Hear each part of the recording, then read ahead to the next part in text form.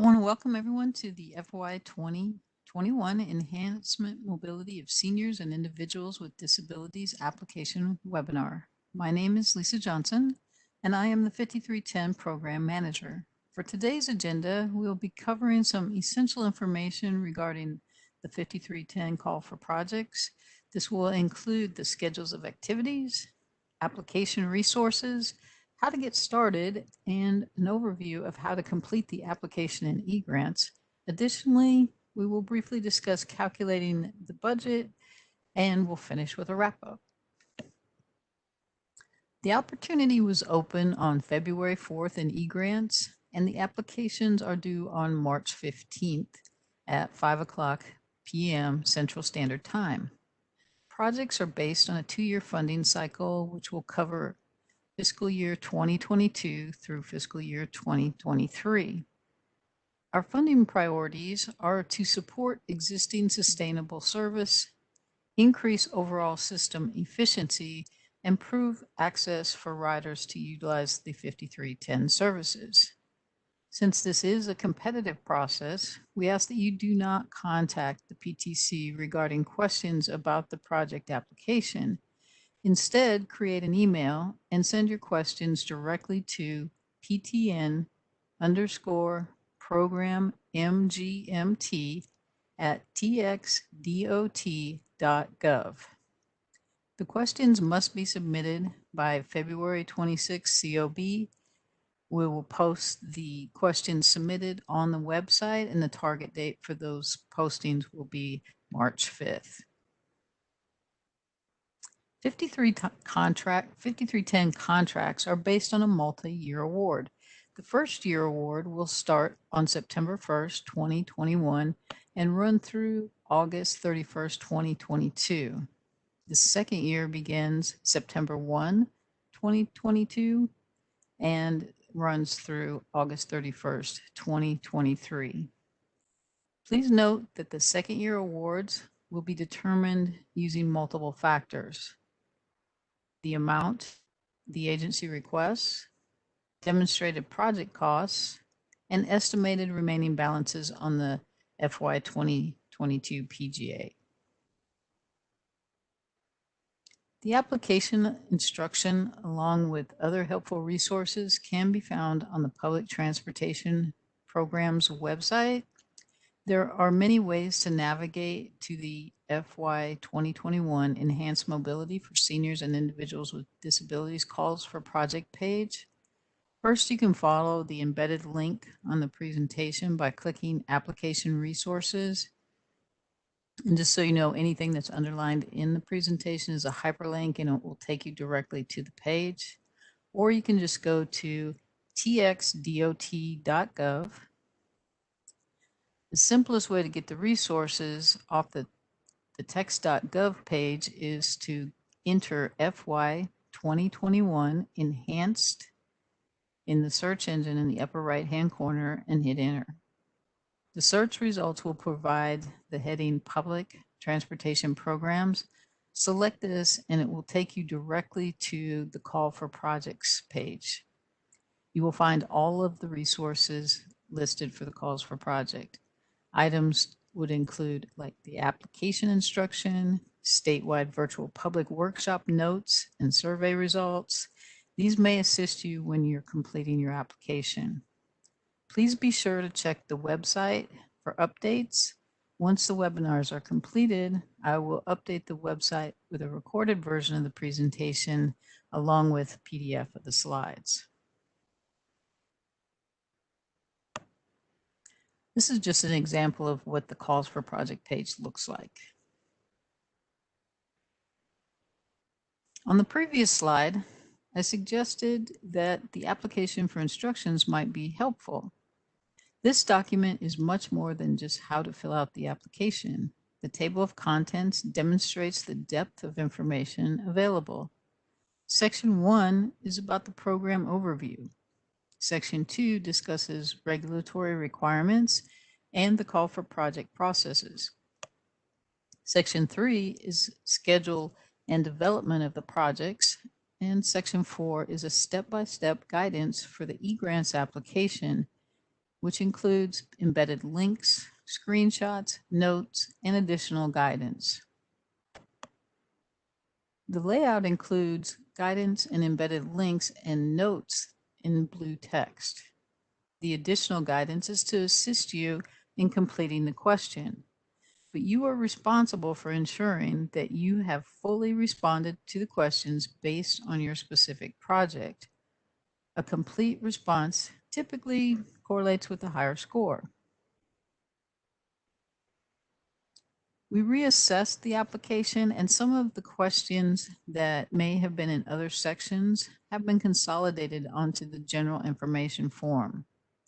We also restructured some of the question formats. For example, question 8 is actually a two-part question. First, you would complete the goal and then describe how it relates to the project. The structure ensures that we can clearly see how the project aligns with the 5-year plan. For additional rows, just select the Save button, as this process should be repeated for all goals related to the project. In this next example, you would select the project element from the drop-down list, which identifies general activities, such as mobility management, purchase of service, operating, or vehicles. Let's use vehicles as our example for the project element. Expand the availability of services to those who are unserved, which address the 5-year plan. Specific strategy is to reduce some of the less needed service options in order to increase and expand rural service. Once we've completed the goal and we understand how it will be implemented within the scope of the project, we need to provide a methodology showing how we can measure its success. A goal such as to provide more service in a specific area could be measured by the change in ridership where the vehicles were deployed. This question will assist in supporting the connection between the project element, such as the vehicles, and how it relates to the 5-year plan, followed by the goals evaluation process. Please note that you need to answer the question, and what's in blue is purely guidance. Every project element detail needs to be completed if you're applying for funding. If the agency does not have an account set up in eGrants, all technical assistance regarding the eGrant system can be accessed by contacting the eGrants Help Desk Monday through Friday, 8 to 4. They are closed on federal holidays. You can either call them at 512-486-5957 or email them at ptn-egrantshelp@txdot.gov.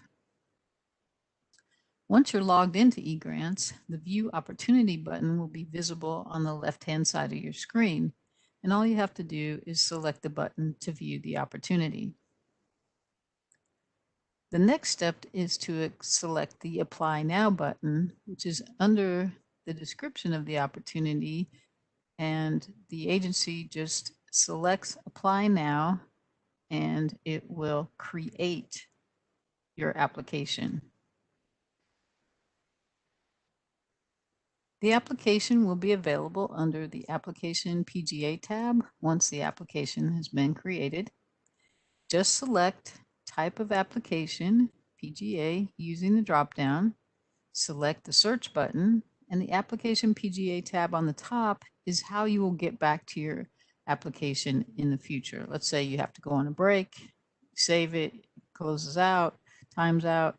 All you do is you go back to that tab and open up the application type for the 5310, hit search, and then it should give you this next slide, which shows you your agency's application.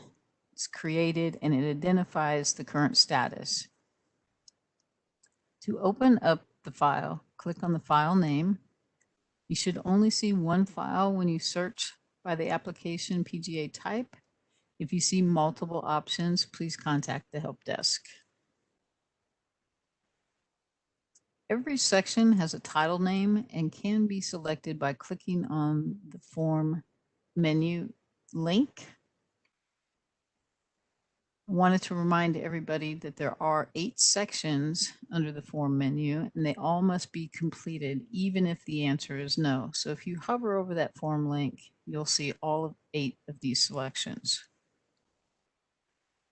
When completing the application, you can always tell what section you're on by looking at the top left of the page. The application instructions in blue on the right side is an embedded link, and if you select it, it will take you to the Call for Projects landing page on the PTN website where the document is located. All items with a red asterisk indicate a mandatory field and require a response.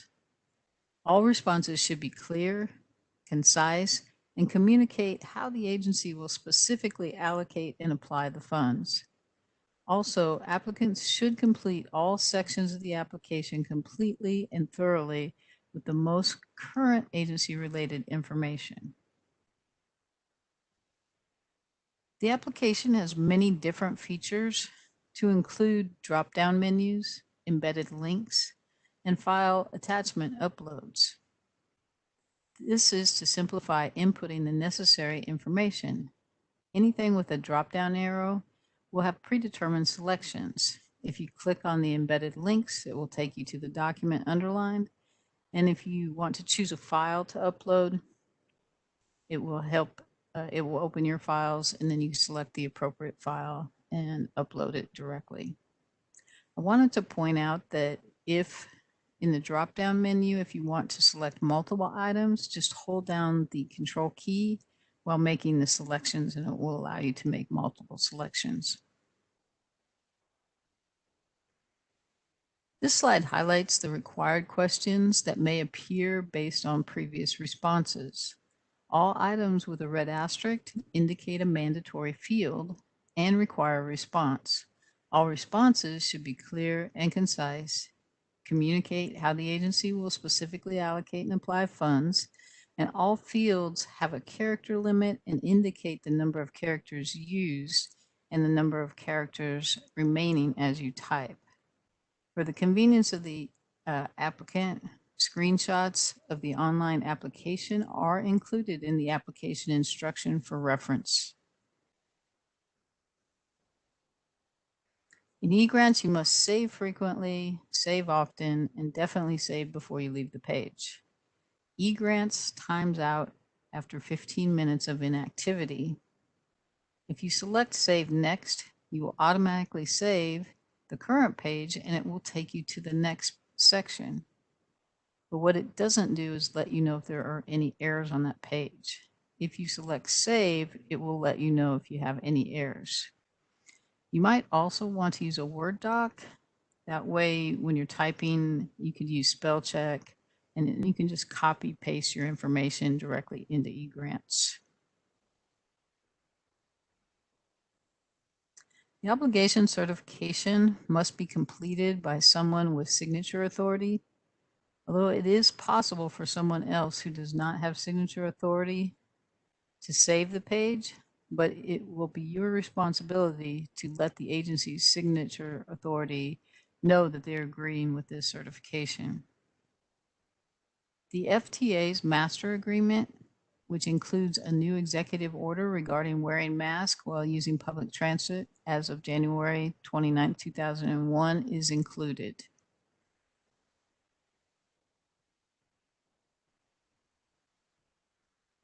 Budget and milestone page, you need to remember that indirect costs are not allowable with 5310. So if you're using in-kind match, you can upload supporting document of the in-kind to verify eligibility.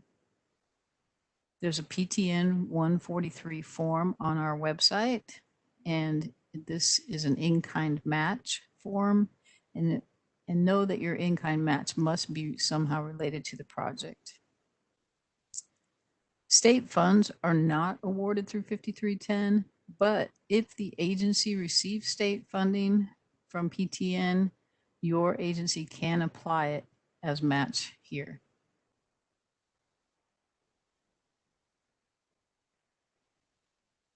For the milestone section, all procurement items must be started and completed within the date of this PGA, including the delivery and inspection.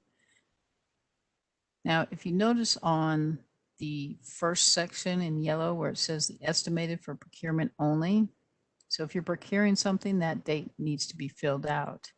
The estimated contract award in blue and the estimated completion date should be September 1st, August 21, and August 31st, 2022.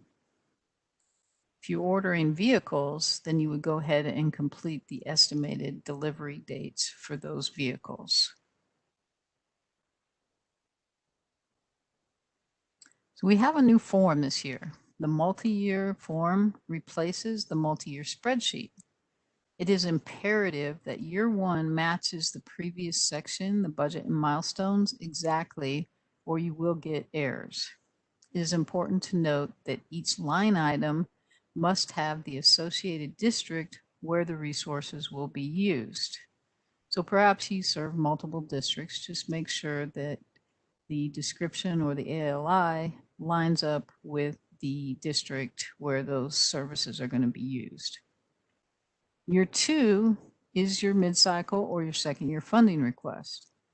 Complete the entire row unless it doesn't apply. For example, fuel type might not apply because your agency isn't requesting vehicles. Do not leave anything blank unless you don't want to be funded for the second year. So for example,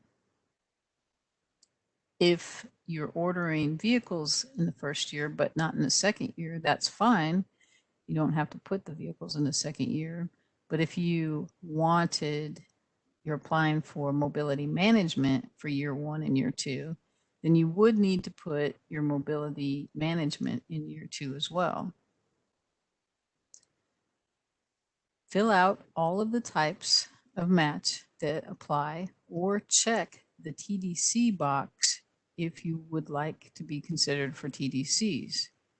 Remember, if you do not check the TDC request box, the agency will have to provide the match. Applications must be submitted via eGrants by changing the status in eGrants to application submitted for review. So once you've completed your application and you're ready to submit it, change the status to application submitted for review. This is just an example of a completed budget and milestones. So you can see how we filled it out for year one. So notice it matches exactly mobility management, then it's preventative maintenance and the replacement vehicle. We have checked all the TDC boxes for request. Then if you look at year two, we'd already ordered our vehicles in year one, so we didn't put that in the description. We just put it our second year funding request, which it would be for additional mobility management and for additional preventive maintenance. In the summary, it will combine both years automatically. It's calculated in eGrants. So calculating your project budget, if you underestimate, we can't go back and award more fundings for the same year. So we do provide you with allocation table for both rural and small urban, as well as for traditional and non-traditional capital funds by district. And not only is that in our presentation, but it's also in the application instructions, and it is also on the call for projects page. So if you go across the top, you can see the columns that are identified. First, it will tell you which district, the total rural allocation amount for that district of 5310 funding. And then it will talk about the capital traditional projects. And then the last row is for the non-traditional projects. And that same thing is repeated for the small urban programs.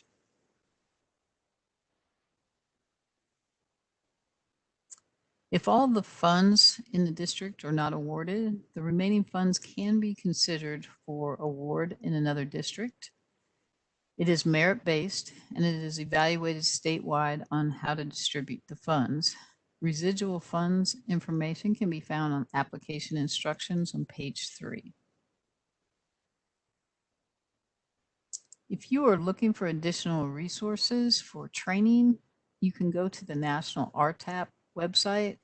If you can't find what you're looking for on the site, you can call or email them and they will get back to you.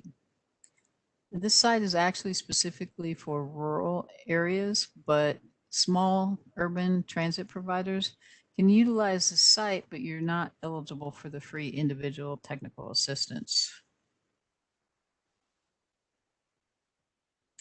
For the wrap up, we'll answer a couple questions. How to submit questions regarding the application. You would submit those to ptn_program management at txdot.gov. What is the deadline for submitting application questions? That would be February 26, 2021, COB. When is the application due? March 15th, 2021 by 5 o'clock Central Standard Time. And then what happens if the application is later incomplete? It may not be considered for funding. So again, once you've completed your application, please make sure that you change the status to submit it. It must be in the status of application submitted for review. So this is a schedule of our activities. It's an overview of the timeline for the FY 2021 call for projects. The application process schedule includes major milestones and our target due dates, and culminating in a fully executed project grant agreement. The application submission due date is set. All other dates are subject to change, and any updates to the schedule will be communicated to everyone via email. I want to thank everyone for participating in the call for projects for FY 2021 Enhanced Mobility of Seniors and Individuals with Disabilities, and I look forward to receiving your applications.